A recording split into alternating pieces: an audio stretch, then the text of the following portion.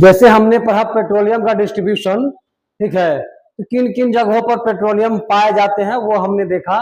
अब इसमें आगे हम लोग यह देखेंगे कि जो पेट्रोलियम निकाले जाते हैं, ठीक है, तो उस वो जो है कि प्योर नहीं होता है, यूजेबल नहीं होता है, यूज लायक जो है कि उस समय नहीं रहता है, ठीक है।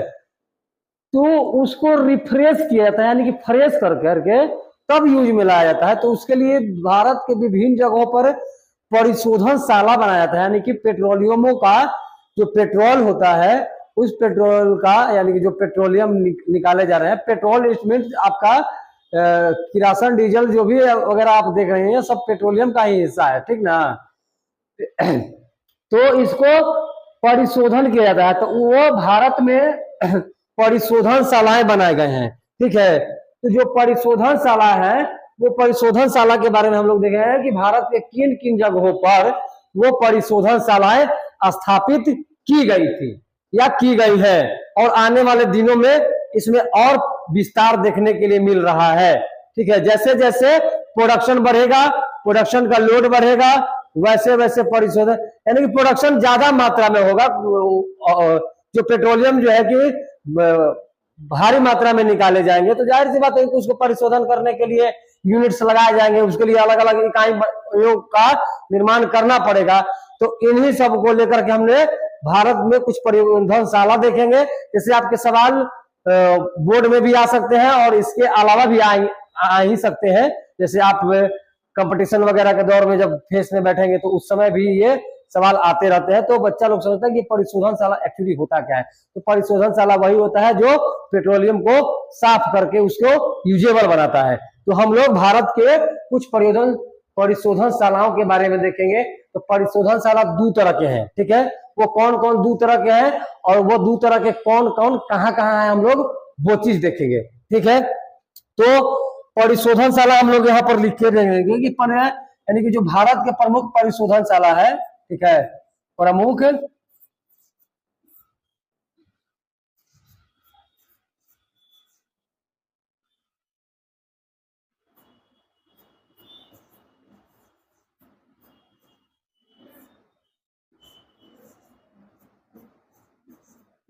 प्रमुख परिशोधनशाला किसका? भारत पेट्रोल का, पेट्रोलियम का।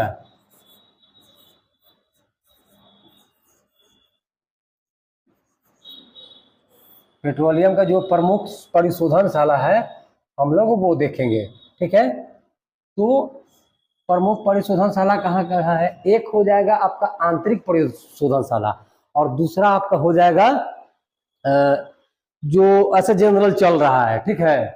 तो हम लोग यानी कि जो इंटरनल होगा और एक तटीय वाला, तट वाला इलाका में हम लोग होगा, ठीक है। एक परिशोधनशाला कैसा होगा? एक आपका तटीय होगा, उसको हम लोग बोलेंगे तटीय, तटीय। और एक होगा आपका आंतरिक। कौन होगा? आंतरिक, जिसको कह सकते हैं इंटरनल बोलिए, ठीक है। यानी कि तटीय इलाका कहने का क्या मतलब?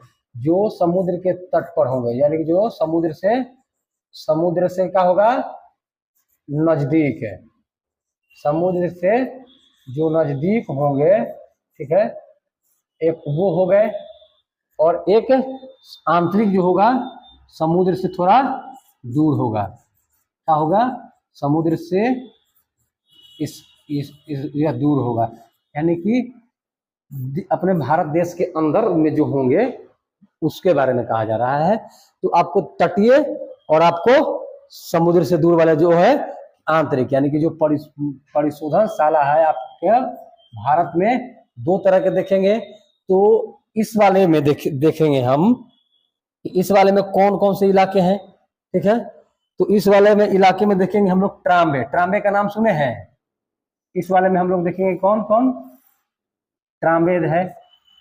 कौन है? ट्राम्बे। ट्राम्बे ये कहाँ है? आपका मुंबई में है, ठीक है। और कहाँ हो सकता है? तो हम बारी बारी से लिख दे रहे हैं, आप जो है कि उसको नोट्स कर लीजिएगा, ठीक है। जामनगर, जाम जामनगर, जामनगर आपका गुजरात में पड़ेगा, जामनगर गुजरात। एक हो जाएगा मंगलौर,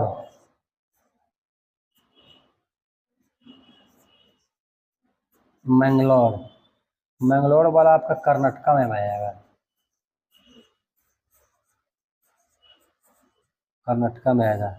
कोच्चि में भी है, कोच्चि बोले तो या कोच्चिन, दोनों का मीनिंग सेम। कोच्चि कहाँ है? ये केरल, बोलते नहीं है जी, केरल। चेन्नई, चेन्नई ये हो जाएगा तमिलनाडु में, तमिलनाडु में। विशाखापट्टनम, विशाखापट्टनम, आंध्र प्रदेश लिख दे रहे हैं, एपी, ठीक है। आपका एक हो जाएगा हल्दिया, हल्दिया, हल्दिया आपका वेस्ट बंगाल, हल्दिया आपका वेस्ट बंगाल।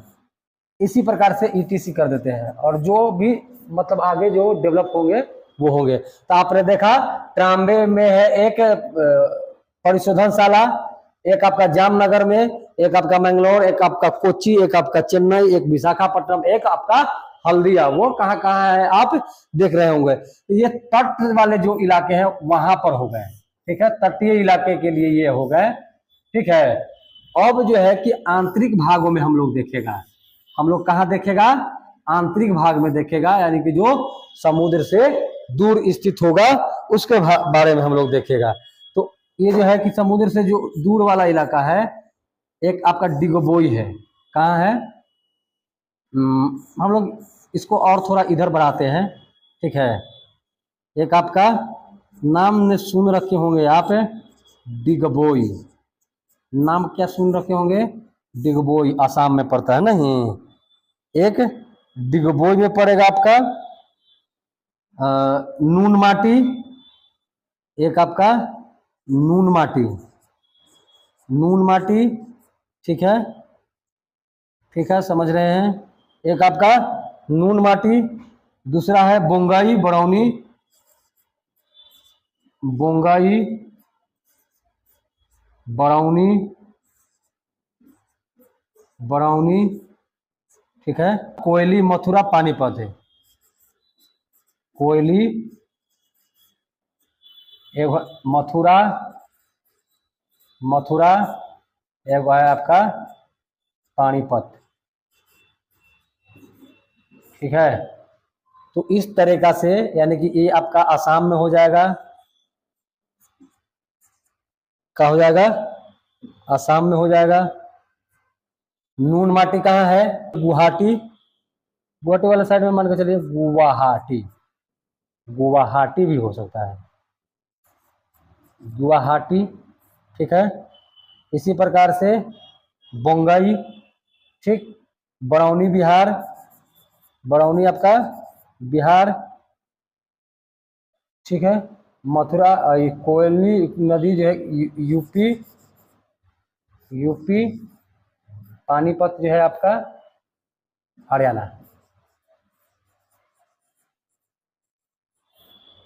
इस तरह से इसके परिशोधनशाला बनाए गए, और परिशोधनशाला का काम क्या रहा, तो काम रहता है कि तेलों को प्यूरिफाई करना, उसको यूजेबल बनाना, यूज लाइक बनाना, ठीक है।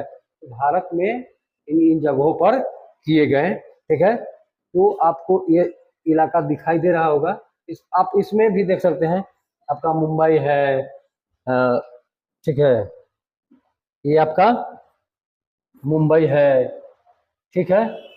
और ये आपका सॉरी, ये वाला मुंबई है आपका, ये आपका गुजरात है, ठीक है, कर्नाटका है, ठीक है। अब कर्नाटका, केरल और ये तमिलनाडु जो भी है, ठीक ना। और आपका जो पश्चिम बंगाल वाला हल्दिया है, ठीक है, इस वाले एरिया को, हल्दिया है, ठीक है, विशाखापट्टनम है आंध्र प्रदेश में, ठीक है। आपका इसी तरीका से अगर इस तरफ आते हैं तो ये आसाम वाला में डिगबोई है, ठीक है, आसाम वाला में डिगबोई है, आपका गुवाहाटी है, ठीक है। फिर जो है कि इस वाले साइड में पानीपत हो जाएगा, मथुरा हो जाएगा, ठीक है, आपका ये मथुरा वाला साइड में भी हो जाएगा। तो इस तरीका से इसके विस्तार रहे हैं, यानी कि जो परिशोधन शालाएं बनाए गए भारत में, तो इसका ग्राफ ऐसा है। और आने वाले दिनों में कुछ कुछ और कहीं कहीं बना होगा, तो वो डेटा हमारे पास नहीं है, फिलहाल यही डेटा से काम चलाया जाए। रखते हैं इतना ही, मिलते हैं अगले क्लास में, बाय।